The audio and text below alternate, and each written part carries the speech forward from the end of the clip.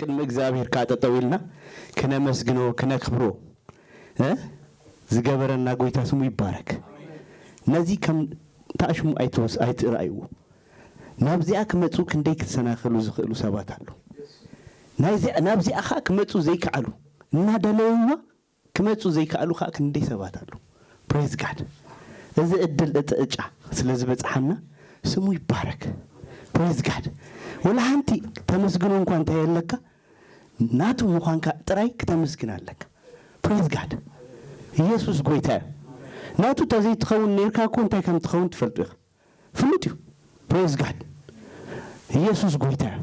ስለዚህ እግዚአብሔር ናቱ ጥሬት ስለዘገበረና ህዝብ ስለዘገበረና ካህን ስለዘገበረና ስሙ ይባረክ praise god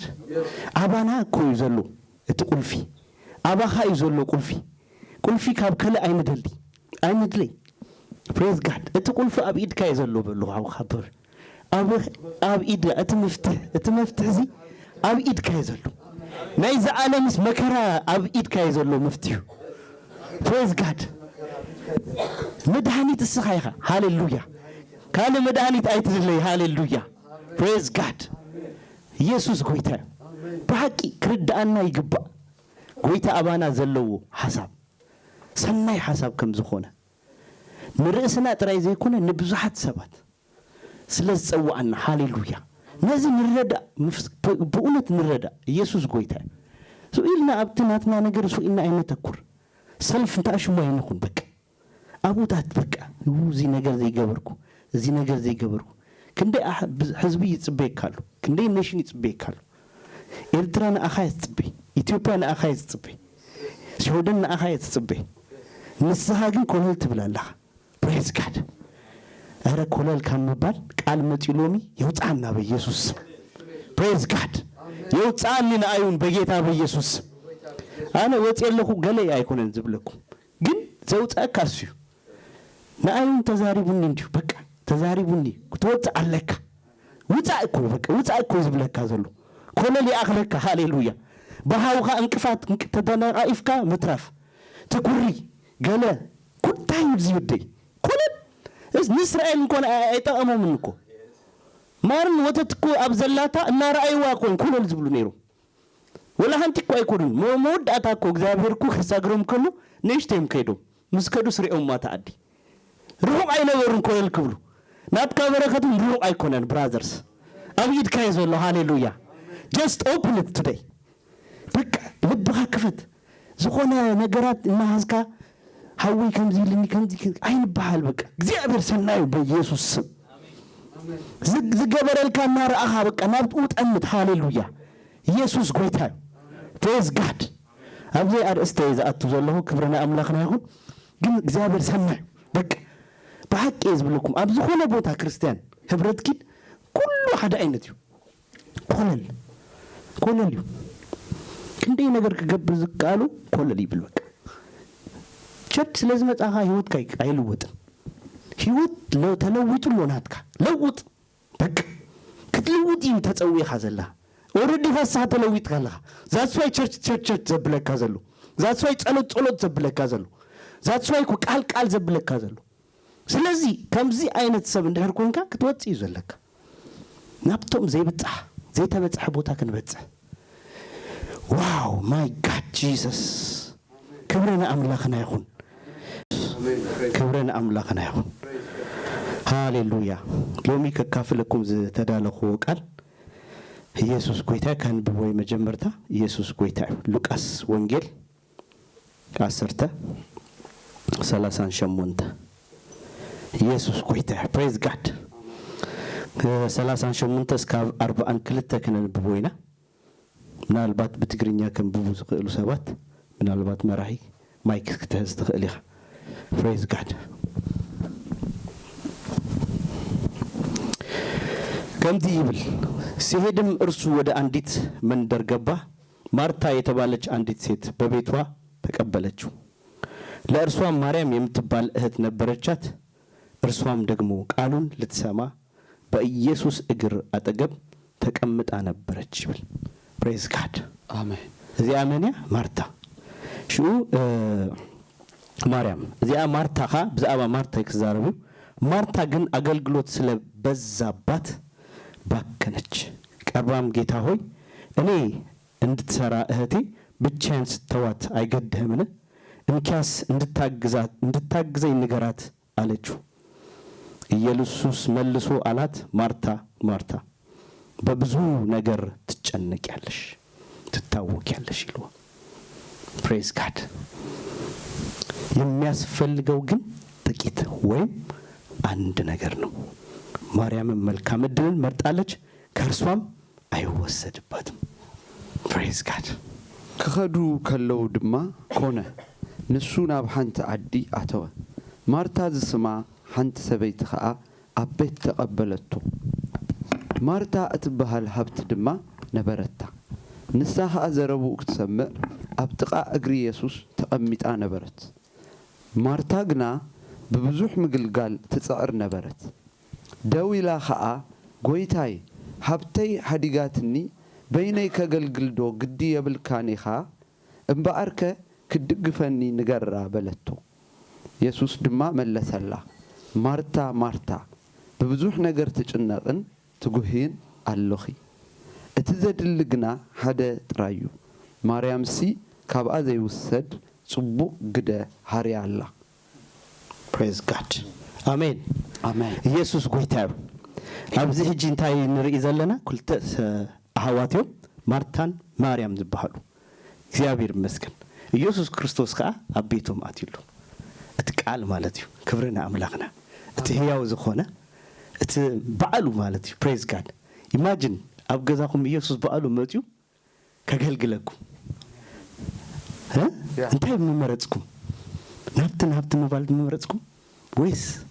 ኣብ ጥቑ ኸይድኩም ኮፍ ወይካ ካብ አፉ ዝወጽእ ቃል እንታይ እናበልካ ምጽባይ በቃ አሜን እናበልካ ምቅባል ወይስ ናብት እናበልካ ገለገለ ምምጻእ እንታይ ትጽበዩ እስቲ ካተኩም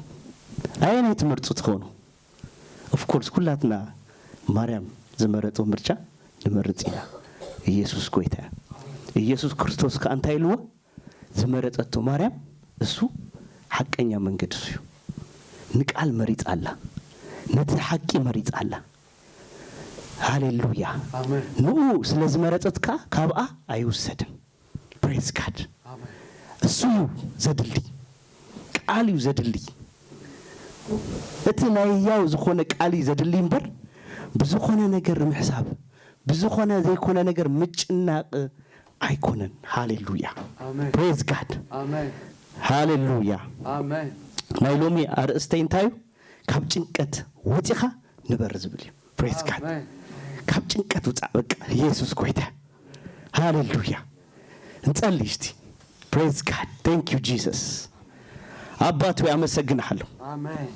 እባርክሃለሁ ከፍ አደርግሃለሁ መንፈስ ቅዱስ አሜን ተናገር መንፈስ ቅዱስ አሜን አስተምረን አንተ አሜን ተናገረን መንፈስ ቅዱስ አሜን የሚሻለውን መንገድ አንተ አሳየን አሜን አስታውሰን አባት ሆይ አሜን ብናቀውም አንተ አሁንም አስታውሰን አሜን የት እንዳለን ራሳችንን ፈትሽ አድርገን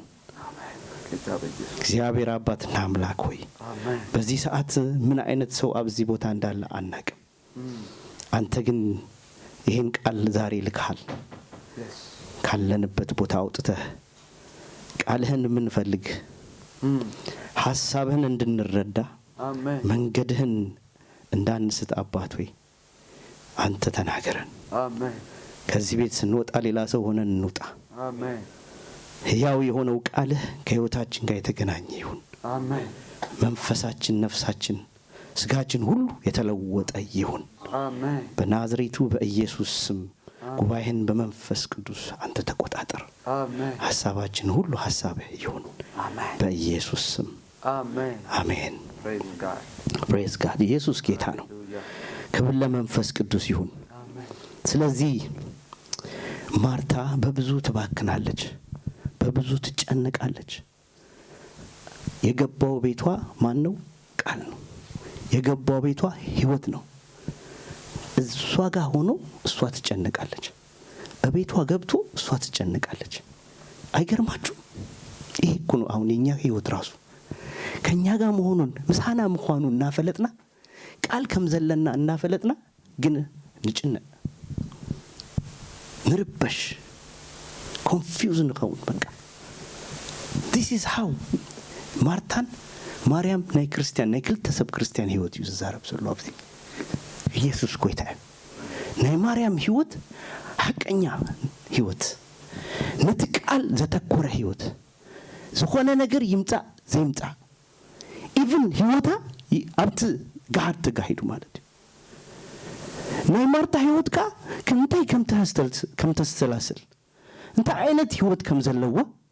በጋር ተጋሂዱ ክብረና አምላክና ይሁን እቲ ህይወት ካ እንታይ ተሰላስል አበይናይ መንገድ አለኻ አበይናይ ጠጠው ይልካለኻ በጋር ይጋሃድዩ አይሽፈነን ህይወት በአሉ ይራዩ ህጂ ናይ ማርታ ህይወት አቡ ከሉ ተራዩ ዝገርመኩም ኢየሱስ ክርስቶስ ኻይልዋ በጣም በብዙሕ ይልዋ ብሹስ ሆነ ዘይኮነ በብዙሕ ይልዋ ብዙሕ ለካ ትጭና ያኔራ ብዙሕ ነገር የጨነቃ ብዙሕ ነገር የጸብባ ማርታ ማርታ በብዙሕ ትጭና ይኸ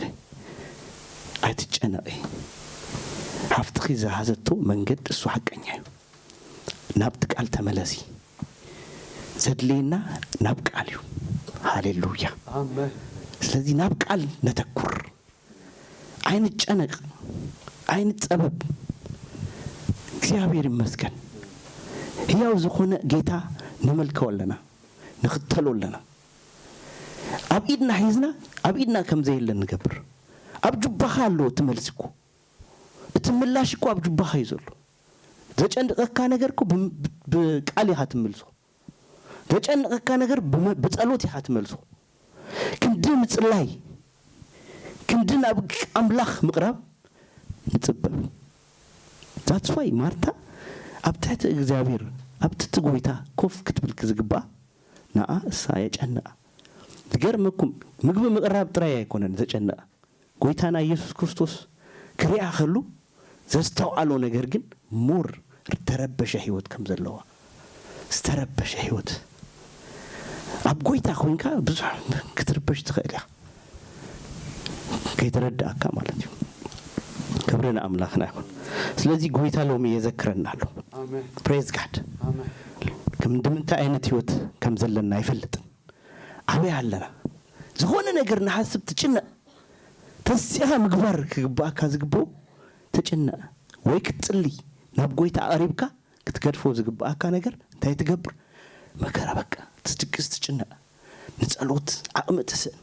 ንቃል መንባብ አቅመጥሰን ጭንቀት በአሉ ስፒሪት ከም ዝኾነ ትፈልጡ ናይ ጭንቀት ሃውኻ ፍርሃትዩ ዝገርመኩም ሓደ አይነት እዩ ህጂ እናተጨነካ ዝኾነ አይነት ነገር ይመጸካ ወላ ናይ ስትራቤት ጉዳይ ክኸውን ይኽእል እዩ ጭንቀት መስአቶኻ አምቡ ከሎ ፍርሃት ያጥቅ ሹ ምጽላ የለን ሹ ሰባት እንታይ ትብል ጸልዩ ለይ ጽቡቅ ነገር እዩ ኦፍ ኮርስ ጸልዩ ለይ ከምቲ ግበሩ ለይ ትብል which is good እዚሁን ጽቡቅ ነገር እዩ ግን ኩሉ ጊዜ ንጭንቀት ፍርሃት ቅድም ምምጹ ንሕና ጠጠው አበይ ጠጠው ይልናለና ንርእስና ከነሪኦለና ምላሽ ክንህቦለና ሪጀክት ኔጌቲቭ ቶት ወዲያውኑ ይመለስዩ ምክንያቱም ዘሐዝኩሞ ቃል ሕያው ስለዝኾነ መንፈስ ስለዝኾነ ዶክተር አይጻፉን ሌክቸር አይጻፉን ፕሪንሲፓሊቲ አይጻፉን ማንም አይጻፉን እዚ ዝጻፉ ሕያው ዝኾነ አምላኽ ሰማይን ምድርን በቃሉ ዘጽነ ሕያው ዝኾነ ጎይታ ንኡ እሱ ዝጻፉ ቃል አብኢድ ካሉ ፕሬዝ ጋድ አሜን ፕሬዝ ጋድ አሜን ስለዚህ አይንጨነቅ ሃሌሉያ አይንፍራህ ሃሌሉያ ነህናሲ ናይ ፍርሃት መንፈስ ናይ ፍቅር መንፈስ ዝንበር ናይ ፍርሃት መንፈስ አይተዋሃበና ይብል አብ ቀዳማይ ጢሞቴዎስ ኢየሱስ ጎይታ ፍርሃት መንፈስ እዩ ስፒሪት ከም ዝኾነ በአሉ ይገልጽ ካብ ጭንቀትካ ዝተላአለ እዚያ ሰብካ አማርታ ቀልጢፋክ እንደህር ዘይትምለስ ተኾይና በአይዝ ትኸይድ ዝገርመኩም ወላ አልአዛር ክትስእኸሉ በቃ አይ አመነትን أيامنت تربش سب نتقال أيامنونكو نابو فوكس هيقبر كبرنا أملاكنا يكون هي وقال يوزلنا يسوع قويته أين تشنق هاليلويا سلازي protect yourself by the word of God نرأسنا بقال أملاك نحلوه يسوع قويته سلازي أب إفسون كم يجينا نحلوه تايب لنا مثلكم أب إفسون جشته أب أسرت هذا نتايبل كل سناتنا نتايبل مس دمن مس جانا يكونن يبلمو ناب أسر شدشت ندهر أديها اتنا يمنت قاشا يزبل praise God اتنا يمنت قاشا حز يمدان طور اقا يهون دمو يغزابيرن اقا طور اقا دمو حز تيك قال حز شوها امنت حز يبلك قتيلو انت يبلك ጽና praise God ريهمو ጭንቀት በዚህ መንገድ እንዳር ዘይት ምልሶ ተኾንካ በእምነት ትጽልይ ተዘይኮንካ በእምነት ዘይት ግስጦ ተኾንካ እንታይ ይገብረካ አፍራት ይቶካ ፍርሃት መንፈስ ይለኩም እቲ መንፈስ ከአንተ ሒዙ ከም ዝመጽ አይትፈልጥ ሕማም ኪዙልካ ከመጽኸል ዝኾነ አይነት ነገር ይዙልካ ከመጽ ካብ ጸሎት ይውጸካ ካብ እግዚአብሔር ዘሐሰቡ ዓላማ እንኳን አውጪው ናይ ርእሱ ገይሩ ከም ድሌቱ ይጻወተልካ كبرنا أملاكنا ስለዚህ የእምነት ጋሻ የመዳን ራስ ቁር የመንፈሱን ሰይፍ ያዙ እርሱም የእግዚአብሔር ቃል ነው በጸሎትና በልመና ሁሉ ዘውትር በመንፈስ ጸልዩ ቀጥሉ በመጽናት ደግሞ ትጉ አሜን 16 17 18 እሱ ይዛረብ ዘሎ አሜን ከተንበው ተخيل ኤፌሶን ምስናይ እዚ ሁሉ ነትናይቲ ክፉረን ርሱን መንትግ ዘበለ ከተጥፉሉ ትخሉ ዋልታ እምነት አልአሉ አሜን ናይ ምድሃን ቁራዕ ርእሲ አእቱ አሜን ናይ መንፈስ ሰይፊውን ማለት ቃል አምላክ ሐዙ በሁሉ ጸሎትን ልማኖን ሁሉ ሰዓት በመንፈስና ጸለኹም እሞ ምስናይ ዚሁን በሁሉ እና ተጸመምኩ ስለ ሁሉም ቅዱሳን በጸሎት ንቁ አሜን አሜን praise God እዚ ሁሉ ዝኾነ አይነት ታሽሙሉ ምላሽ ተበሉ ነጥብታት ጎይታ ሂቡሉ አሉ ቃልሲ አሉ ዝኾነ ረብሻ አሉ ጭንቀት ዘሰድድ አሉ ብዙ ነገር ዝጻረረካ ግን ትጻረሩ ወይምካ ክትምልሶ ትخእለሉ መንገዲ ተጠዊልካ ክትሪኡ አይኮነን ዝደልካ እምነትካ ከተለላለካ አይ አምኔ በጎይታ አነዝ ተባልኩ ዘይ አይኮነን አብ ጭንቀት አይነብርን ሃሌሉያ ነቲ ጭንቀትኩም አብ ቅድሜ አምጽዎ ይዝብል አብ መስቀልካ አምጽኻ ዘርብዩ ይዝብል አነኻ ካብ አርኡት ክሰብረልኩም praise God አሜን ነጣ ገብር ዝኽእል እንታይ ናይ እምነት ጋሻ ኢየሱስ ጎይታ ሹ እንታይ የመዳን ራስ ቁር ምንታይ ቃል አምላክ እቲ ቃል አምላክ praise God ቀጥሉ እንታይ በጸሎትን ብልመናን ሃሌሉያ ኩል ጊዜ በመንፈስ ምጽላይ you need to do it this is the Christian life هذا ክርስቲያን ዝገብሩ እንደር በዚህ መንገድ ዝመላለስ ተኾይኑ ዝኾነ አይነት ነገር ከይዱ አይኮነን ተባይሉ እንኳን ከከውን ይዝብል ሸርኩት ተጨነቀና እንዲያ ሸርኩት እኮ ኖርማል አንቢብካ ገለገለ ተሐልፉ ነገር ቀላል ነገር ንሸርኩት ንምሐስ ክንደይ ተጨነቀ ክንደይ ጸበባ سرح تتصلي بأمنتك أتقواس كخونا اللي يخاطبل كخونا اللي يخاطبل من هالباتكو زخونة تماما زخونة سبنات النار خبكا يوزسندو كازلو بأمنت تتصلي تخون كاغن قال توت تخون كاغن وين even اتسب تسيبلو كحلفك يبقى praise God كقبلك موجس اغزابير ابل اللي خمتيو فسسيبل انتي تاوج زلها قال يا توج زلها praise God ኢየሱስ ጎይታ ስለዚህ guard your heart praise God አሜን አምሳሌ 4:23 አጥብቀህ ልብህን ጠብቅ ይብል አጥብቀ ንልብኻ ሐሉ praise God አሜን አይትረበሽ አይትጨነቅ praise God አይግር አብታ ልብሲ መንፈስ ቅዱስ አሉ አሜን መንፈስ ካንደር ዝርበሽ ተኮይኑ መንፈስ ካንደር ኩንች ዝኸውን ተኮይኑ ولا حنتي امنت يبلك نورمال سبيو خاتخون بقى توت قزم يزمر تقزم يزمر نورمال بك ولا أنت يمسلك praise God praise God يسوع قويته أتبقى كان لبخه حلو يهوت موجة كرسونه النايبل praise God هيوت كويا أتفلفل مو لألو كله نلبخه حلو praise God أتبقى كايزبل زجرمكم بكال ترجم تتريو أتبقى حلو بدم بمالتيو كم زير كمالتيو والتها هيسكا نعم نتقاشها هيسكا بقى النات خلاخلك كم زي نابل كمالتيو practically كم زي بقى 360 كم زي ምክንያቱም እንደሚያገሳ አንበሳ የሚውጠውን ፍለጋ ይብል አብታቲ አብሰር ሻአት ገለ እንደህሪ ከድኩም አንቢብኩም ከሙ ይዝብል አብ ኤፌሶን 6 የሚውጠውን ፍለጋ እንደሚያገሳ አንበሳ በዙሪያችሁ ይብል 360 ዲግሪ ይዘውር ነሽቲ ትብል ተኾንካ ሐፍ ትብልካ شؤون عاخ الراجفكا نبتا بوتا سكابت ملس كزي يوصلك كمويو ناي كريستياني كن كيد كام ترافيو كيكا الراجفكا كن نبوتا نو إلكا نبت سفراحات ملس نو نو نو نو أنا يتتسوى أخو كمزي أيكونن ناتا رأيس كمزي أيكونن እግዚአብሔር ዝበለኒ ኣብዚ أيكونن እግዚአብሔር ዝበሎ እዚዩ praise God تبارك الله تبعيل الله ستنكف كوو نجار كله كبارك يلنيلو زي يكون الناتي كل نجار ستنكف كبلاش عند هرجميرو زخون نجار له مالتيو تعاتو زي قبلو خاتخوينو زخون نجار له مالتيو من بقى معصو اطيخا ناي امنت غاجها الالكا بقال املاح تصلي ماي جاد praise God amen ኢየሱስ ጎይታ ምንም ነገር ምንም በሉ አብዘ ምድሪ ዝጣራሮ እንታዩ በደንብ ይጣጣው ገሩ ክምል ሰልካ ዝኸል እንታዩ ይልኩኒ ቃል አምላክ ጥራይ በቃ ንቃል ይስካ እንዳር ትጽልይ ተኾንካ ኤኒቲንግ ዋን ቃል ተረዲያትካ ማለት እኩልያ ሓደ ቃል በቃ በመገረፉ ቁስል ተፈውሻለሁ ኢሉ ሓደ ሰብ ሰው ኢሉ ተዝጽልይ ሐሚሙ ተኾይኑ ማለት ክፍወስ በሐቅ ይዝብለኩም እዚህ ሐቅ ዝሆነ ቃል እዩ ዝራአና እዩ ኢየሱስ ጎይታ ጊዜ ከወስድ ኸልዩ ዝሆነ ወርህታት ከወስደልካ ኸልዩ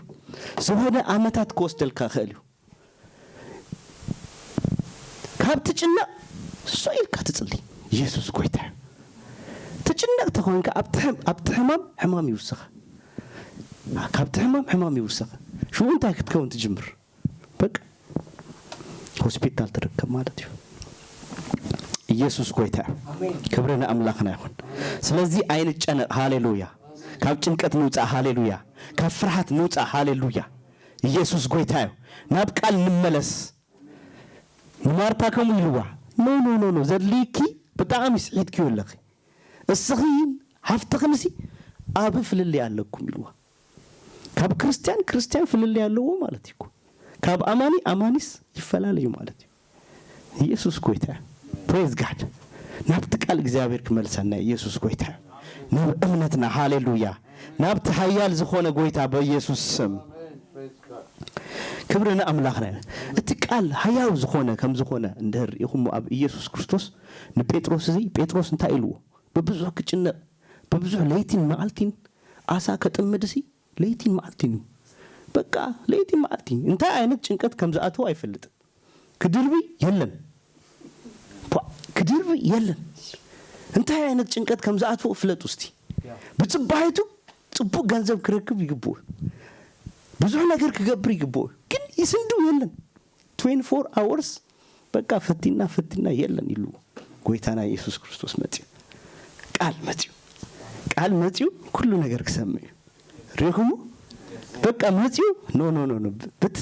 በየማን ኢድካ ደርቢዮ ይሉ مسدربيو نتوم أساتات بملو أميوم سميهم وا قال دا أمتي تقولينو با تقوليوم imagine even كابراشا خون خليك متيو كان قال خوي تأكيمون بكا زغرمكم اتنيت انكوان كسبو سلازي كاله ማይ ሎርድ ብዙሃት ሰባት ካብ ኩሉ ቦታ ተኣኪቦም ይሕግዝዎም ጀሚሩ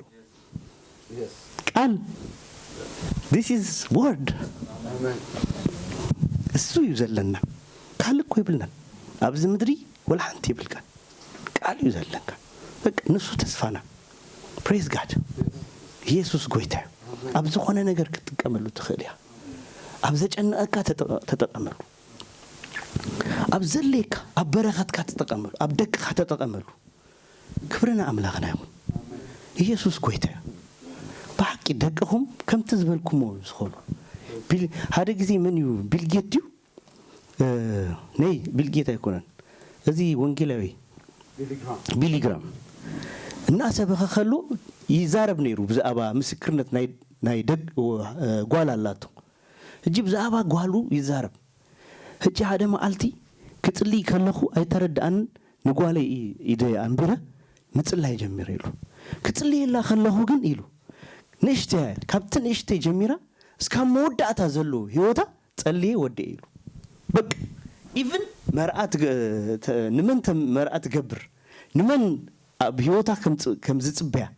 አሙጣ ከመይ አይነት ህይወት ከም ዝሕልዋ ኢሉ ቃል ይውጸላ በቃ እና ጸለላ ከሉ በቃ እዚ ነገር ጌረ አሜን ኢለ ተቀበለ ወደ ኢሉ ዝገርመኩም ህይወታ ከምታ ዝበልኩዋ ከማ ኮይና ኢሉ ሎሚ ሓደ ወንጌላዊ እዩ ሰብአይ ኢሉ እጂ ወንጌላዊ ሰብአይ እዩ ለአምላክ ሰብ ኮይና አቤት እግዚአብሔር ብዙሕ ዝጽሩ ሰባት ከም ዝኾኑ መስኪሩ ማለት praise god ስለዚህ ቃል እትዝቃል ዝዘራአናዩ ኣብ ደቅና ኢቭን ይሰርዩ ዝገርመኩም praise god ዝሓለፈ ጊዜ ኣብ የቶብር ከደ ሐዋርያ ሲራቅ ረኪበዩ መስረኸብኩ ናጉዩ ኸይድ ማለት ና ሐዋርያ ሲራቅ ሰላም ዲ ገለ አይወ አብይ ዝፈልጠካ ይልኒ ዘክርኒ ይለዩ ዘኪረካ له ዳን በቃ ወግደ ይየለ ይልጉ ሰባይ አንዲ ሀገለ ይልኒ በቃ ዘኪርከ ንመራይ መጽሐፍ ከተመር ገለ መጽሐፍ ወደም ዘኪረካ በቃ ንጓለይ ካ ባረካ ይለ ምሳብኩ ዝገርመኩም ካብአ ጀሚሩ እስከ መወዳታ ባሪክዋ ንታድ ሓዳራ ገለ እና በለስ ክባረኻ ከሉ ናይ መን ምስክርነት መጽኒ ናይዚ ሰባይ ምስክርነት praise god ኮይን ሎ ማለት እዩ praise god ምስክርነት በክልተ ሰለስተ ይጸንዕ ይዝብል praise god አጽንኤ አሜን ኢለ ተቀበለ መጽ ማለት praise god ስለዚህ ደቅና ኢቭን ከመኡ ኸውላለና ቃል ክንዘራሉ ቃል ህያው እዩ praise god ስለዚህ ካፍራት ዘውጻና ካብ ጭንቀት ዘውጻና እንታይ ኢለ ቃል አምላክ ጥራዩ praise god ካለ ነገር አይከውንን ኢየሱስ ጎይታ ነቲ ዘየለ ነገር ህላው ዝገብር ኢየሱስ ጎይታ ንጴጥሮስ ዘገረሙ ቃል እዩ ጴጥሮስ ተደንቁ በቃ praise god እዝዳ በቃ በሐቂ ወደ አምላክ ዘበሉ እዚኩ ተአምራት ይሪ ሎሚ ይሪ ጽባህ ይሪ ተዓሲቡ በጣም እስኻ ወደ አምላክ ያሉ በቃ ቃል ይሐንበር መጽሐ ዘላ በቃ ወደ አምላክ አሜን አማኸና ተዝህሉ ከመይርና ንቅበሉ ነው ሃሌሉያ አሜን praise god ኢየሱስ ጎይታ አይትጨነቅ ክብል ከሎ ጎይታ በአሉ ሱኢሉ አይኮነን ዝብለካ ባይገርመኩ ነሩሱ አማሚንኩ እንታይ ብለካ ይዘሎ ማለት ወዲ እየለኹ የደምን እንባ የደምን ላብ አላቡ ይዝብል ክሳይ ከሎ ጠብብ ክብል ከሎት ላቡ እንታይ ይከውን ኒሩ ደም ይኒሩ ንኡ ጌሬ የለኹ ናትካ ጭንቀት አነስ ወሲደ የለኹ ስለዚህ አይትጨነቅ ክብል ከሎ ሱኢሉ አይትጨነቅ አይኮነን ዝብል ዘሎ ጌሬ የለኹ ወዲ እየለኹ አብቲ ናይ መስቀል ስራሕ ናትካ ጉዳይ ተወዲኡሉ ጥራይስኻ አመን ጥራይስኻ ብታምን ገዲ ተመላለስ አይትጨነቅ ወደ ኢየሱስ ጎይታ ስለዚህ ጎይታና ኢየሱስ ክርስቶስ ሱኢሉ አይኮንና አይትጨነቁ ማርታ አይትጨነቂ ናብት ተመለሲ ናብ ቃሉ ተመለስ ዝብላ ዘሎ ተወዲኡሉ እንታይ ያጨናነቀ አባኺ ምሳኽ ከለኹ ስትጨነቂ مسكدكو خا انت تكون يا اخي مالتي كتعبد يا مالتكو مالتي imagine مسخا كلو تجنات هونكاس مسكدما زي الرأي نغير just تسفا طراي نحنا اكو بتسفا بامنتنا تقبلنا مش هجس زي رأينا يوسي كم يغير كامين كامو بقى بامنت praise God منفس كها انت يقبرلك منفسي مسكرلك بقى بوي ስለዚህ ሶኢልካ هتقبلو ጎይታ زرأي ነገር አይኮነን ዘይ رأي ነገር አይኮነን ነት ተባሐለልካ አይትጨነ አነ አመስቀል ቀራኔው ብናትካ ነገር ወድ እየሉ በብዙ ነገር ተጭነጥ ሆነኻ ብዙ መከራት ሐልፍት ሆነኻ ብዙ ነገራት ድቃስ ክትስእን ትኽእሊኻ ዝኾነ ሱስ ገለከል ወካኸል መስተ ገለክ ተብዝሕ ትኽእሊኻ ግን አቡ አይትጨነቅ ጥራይና ባይና አነ አብዚያ ስለዘወዳ ኸዋስ ጥራይ ምስ መጻኻ እንታይ ክትልወጥ ኢኻ ማንም በክርስቶስ ዝኸውን እሱም ታይብል ሐድሽ ፍጥረት አሜን ሐድሽ ፍጥረት እቲ አረጊን ታይኸውን ይሐልፍ ሐድሽ ነገር ታይብል ይቅበል እቲ ዝቅበሉ ህይወት እንታይ ዘላለማዊ praise God wow amazing I feel በቃ thank you Jesus ነዚ አምላኺና ነምልኾ ዘለና ኢየሱስ ጎይታ ክብርና አምላኽና ይሁን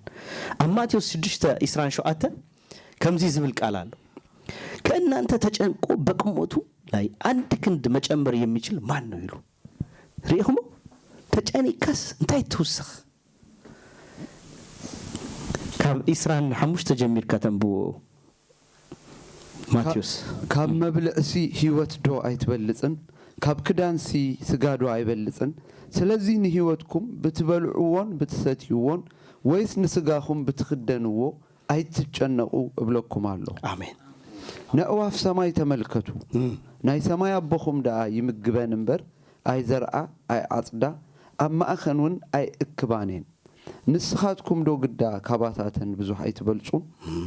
ካባኻትኩም ከተጨንቁ አብለዕ ልቁመቱ ሓንቲ እመት ክውስኽ ዝኽእል መን አሎ አሜን ከመይከ ብናይ ክዳን ትጭነቁ ንእምባባታት ሞሮር ከመይልኩም ከምዛዓቢዩ ከመይሎም ከምዛዓቢዩ ተመልከቱ አይደኽሙ አይፈትሉ ምስናይ ዝግና ሰሎሞን እኳ በቲ ሁሉ ክብሩ ከም ሓደ ካባታቶም ከምዘይተኸድነ እብለኩም አሎ አሜን አምላኽ ነቲ ልቀጽል አምላኽ ነቲ ሎሚ ዘሎ ጽባህ ግና ናብ እቶን ዝድርበ ሳዕር መሮር ከምዚ ገይሩ ዝኸድኖ ካብ ኮነ ዳ አቱም ጉዱላት እምነት ንኣኻትኩም ዶ ግዳ አብሊጹ አይከድነኩምን እምበአርከ እንታይ ንበለ እንታይ ንሰቲ እንታይ ንኽደን ኢልኩም አይትጨነቁ አሜን አሜን praise God አሜን አብዚህጂ እንታይ ዘዛረበና ጎይታ ብዙኾነ ዘይኮነ ነገር አይትጨነቁ እንታይ ንብላ እንታይ ንስተይ እንታይ ንከደን እንታይ ዶ ኾነለይ ስራሕ የብለይን እንት ከምዚ የብለይን ኢልኩም አይትጨነቁ ንስኻትኩም እኳ ንደቅኹም ጽቡቕ ምግባር ታካልኩም ሲ ናይ ሰማይ አቦኹም ዳ ከመይ ገይሩ አይብል አብሊጹ አይበኩም ንሕና እንኳን ክፉአት ከለና ኣብዚ ምድሪ ንሕና ጽቡቕ ምግባር ታካልናስ አይ አትሊስት ንኽእሊና ምሽ ጽቡቕ ምግባር ግን ሰብ ልቡስ እንታይ እዩ ዝብል ጎራህን ሕሱም እዩ ዝብል ሕሱም እግዚአብሔር ይመስገን ከም አይኮነን ከም አይነት ሰባት እንኳን ተለናስ ንዝልም ንምለናስ አውጪና ንህቢና ናት ዝሓተናስ ንህብና ምግባርስ ንኽእሊና this is like natural በቃ ካልቸር ኮይኑሉ ኣብ ሓበሻ ክንገብር ንኽእሊና ናይ ሰማይ አቦኹም ዳ ከመይ ገይሩ አብሊጹ አይብል ናይ ሰማይ አቦኹም ንምንታይ ትጭነቁ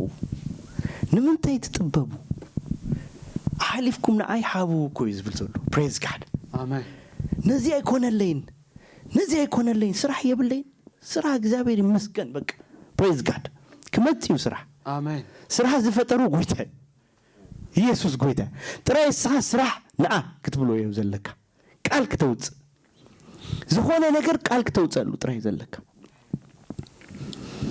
ስለዚህ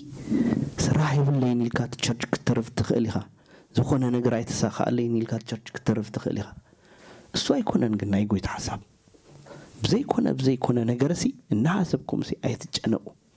እዚ ኩሉ ዝሓልፍ እዩ ጽድቅን እቲ መንግስቱን ጽድቁን ጥራይ ድለዩ እምበር ኩሉ ክስእበኩም ይዝብል እቲ ቃል ጥራይ በደንብ ሓዞ ነቲ ናይ ጎይታ ነገር ጥራይ ጥቡቅ ጌርና ንሓዞ እምበር ኩሉ ነገር ክመጽእ ኢየሱስ ጎይታ አሜን ካብ ጭንቀት ንወጽና ሃሌሉያ ምክንያቱም ሰላም እሱ እዩ ሃሌሉያ አነ ዛብኩም ሰላም ሲ ዓለም ካብ ትሕበኩም ይበልጽ ይዝብል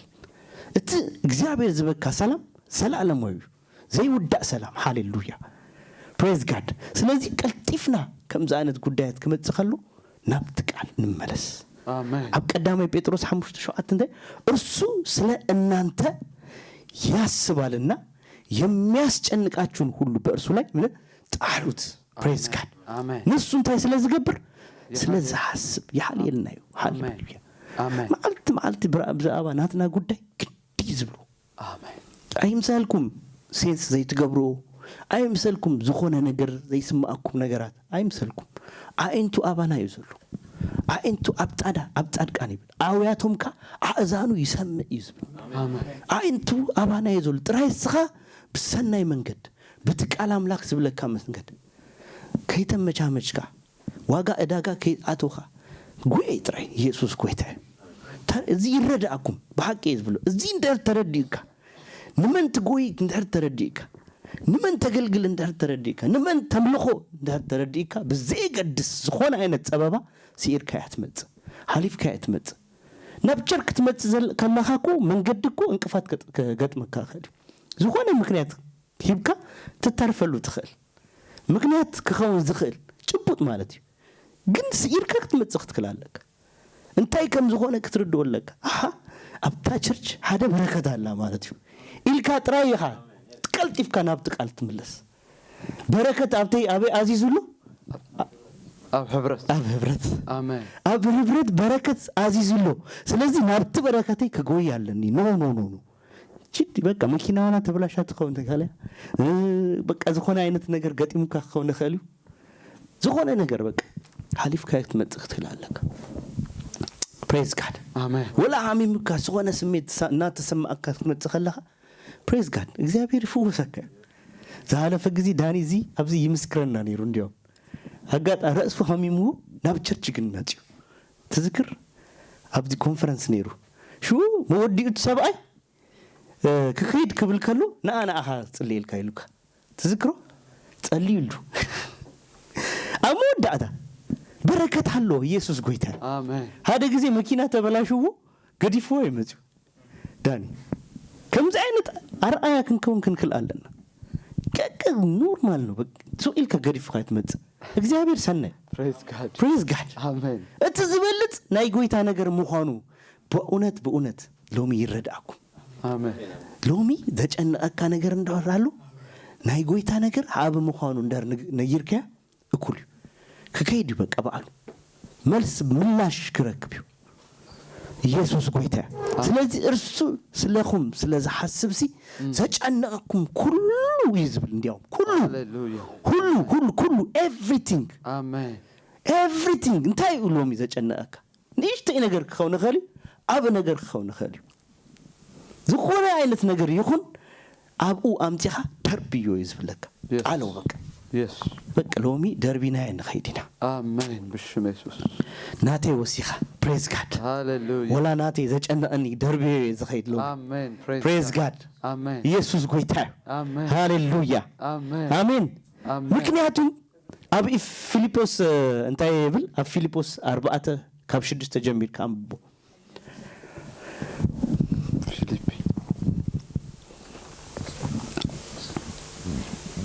ድሌትኩም ዘበለስ በጸሎትን ልማኖን ምስናይ ምስጋና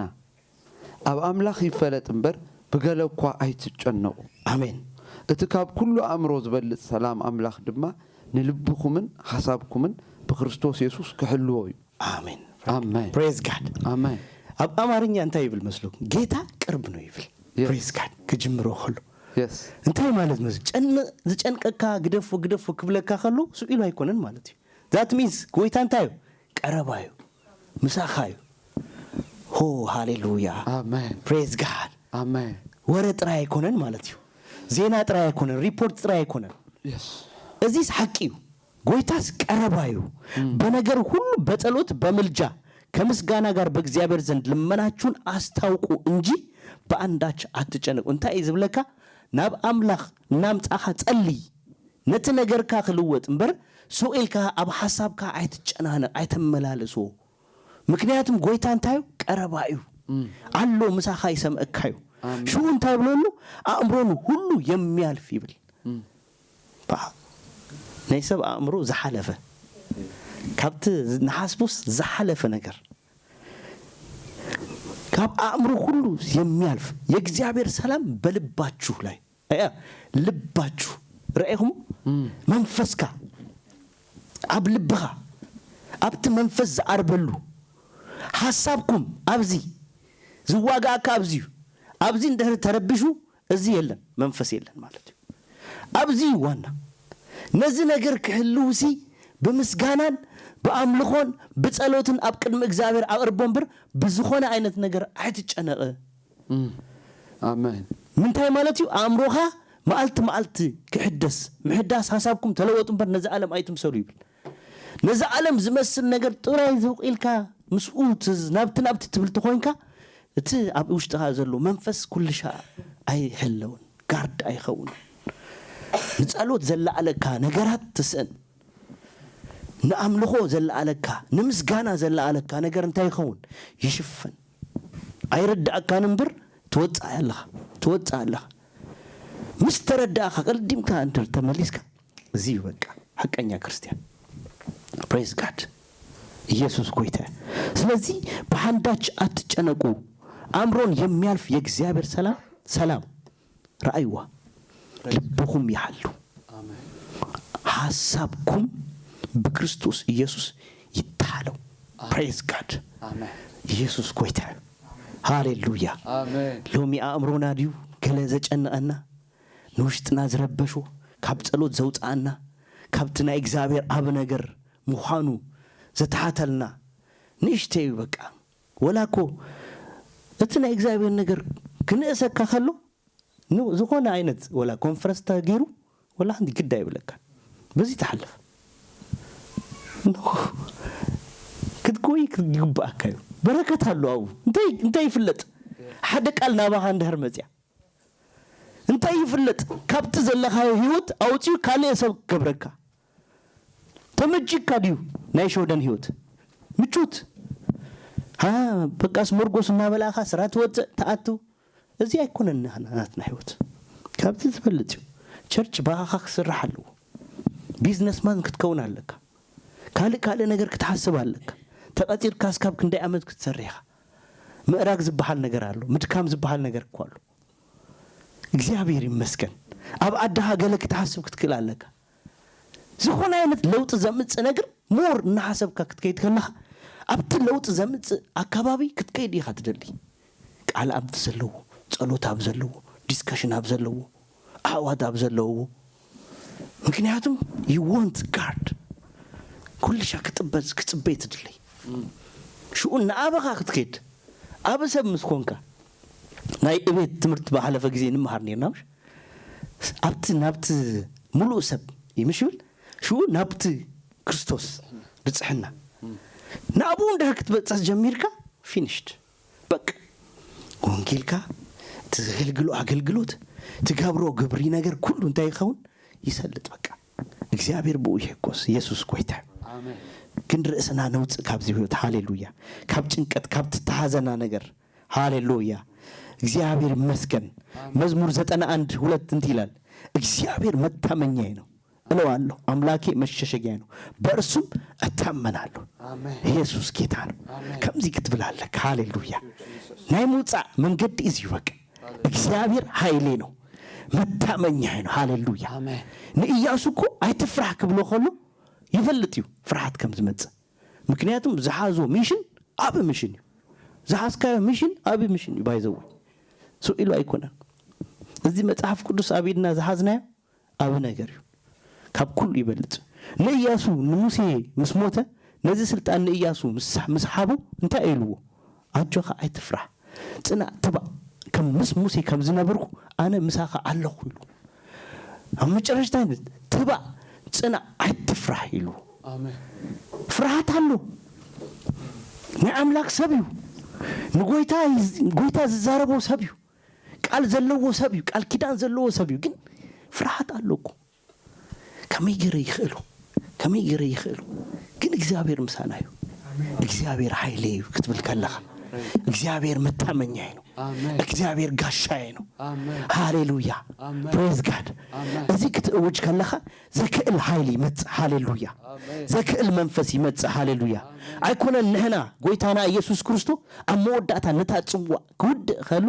ጎይታ ገዲፍካኒ ምስ በሉ መላእክት ተላኢኹሉ ይብል ሃሌሉያ እንታይ ዝግብር ዘበርት መላእክት ግን ክትሓትት ኣለካ ሃሌሉያ ክትዛረብ ኣለካ ቃል ክትናገር ኣለካ ምላሽ ነዚ ዝህብ አምላክ ሃሌሉያ ቃል በቃል ይዝምልስ ጎይታ አሜን ሱቅ ትብል ተኮንካ ሱቅ ይዙ ቃል ክትውጅ ኣለካ ነቲ ቃል አውጅዎ ሃሌሉያ አሜን ኢየሱስ 41:10 እኔ ከአንተ ጋር ነኝ አትፍራ ይሉ እኔ አምላክህ ነኝ አትደንግጥ አበረታሃለሁ እረዳሃለሁ በጽድቅ ቀኝ ደግፍ ይዛሃለሁ ፕሬዝ ጋድ አሜን ኢየሱስ ጎይታ አሜን ስለዚህ አይትጨነቅ ዝብለካ አይትፍራህ ዝብለካ አምላክ ሰው ኢሉ አይኮነን ደቂፉ ይዙካ በጽድቅ መንገድ ይዙ ከመርሐካ ሃሌሉያ ክረድእካ አነ ምሳኻይ ሃሌሉያ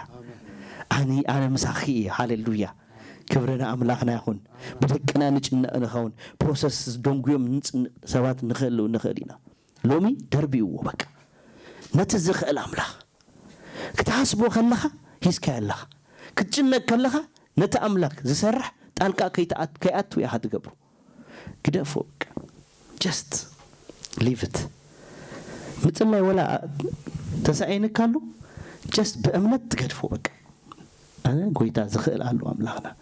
ጣልቃ እስካብ ዝአቱ ገዲፍ የለው praise god ኢየሱስ ጎይታ ሃሌሉያ praise god አሜን ዳዊት እንታይሉ በመከራ ቀኝ ጥራኛሉ አድነህም አሉ አንተ ታከብረኛለህ ኢየሱስ ጎይታ አያችሁ አብት ዘለኻየ ነገራት ትጽውኦ ተኾንካ የክብረካ አሜን የለለካ ከውጸካ ኢየሱስ ጎይታ ሎሚ ሙጻ ይሆናልና ኢየሱስ ጎይታ praise god ሃሌሉያ ክንጽልይና ኢየሱስ ጎይታ ነው ዘጸንቀኩም ነገራት